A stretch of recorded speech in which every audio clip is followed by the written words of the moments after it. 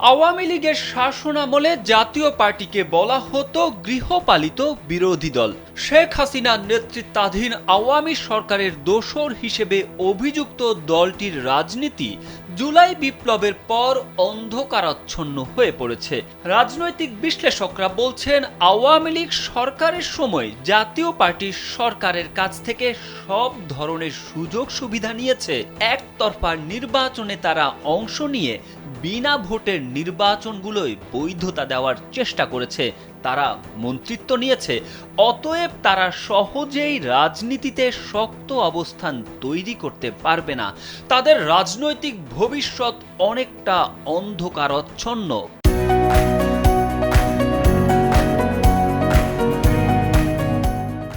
পরিস্থিতির উত্তরণের জন্য দলটির নেতা কর্মীরা জনসাধারণের কাছে ক্ষমা চাওয়া উচিত, কিন্তু তা না করে তারা যদি ফের আওয়ামী লীগের পক্ষ নিয়ে কথা বলে, সেটা তাদের জন্য বুমেরাং হবে।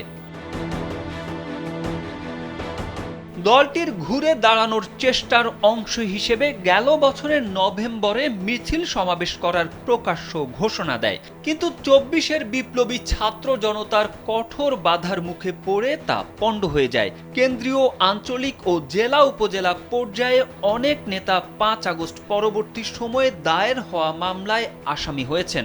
অনেকে আত্মগোপন করেছেন, কেউ কেউ গ্রেপ্তার হয়ে কারাগারে আছেন।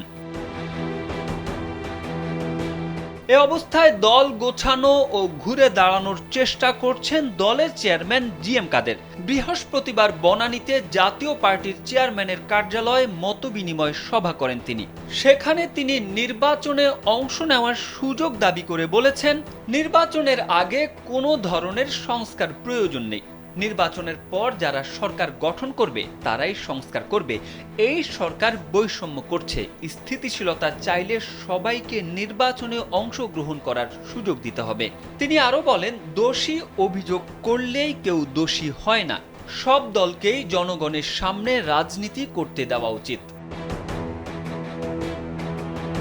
দলের নীতি নির্ধারকরা বিগত আওয়ামী সরকারের দোসর হিসেবে অস্বীকার করলেও রাজনৈতিক বিশ্লেষকরা ভিন্ন মত দিয়েছেন। তাদের দাবি, গেল ৩টি নির্বাচনে প্রশ্নবিদ্ধ ভোটে জাতীয় পার্টির ভূমিকা ছিল।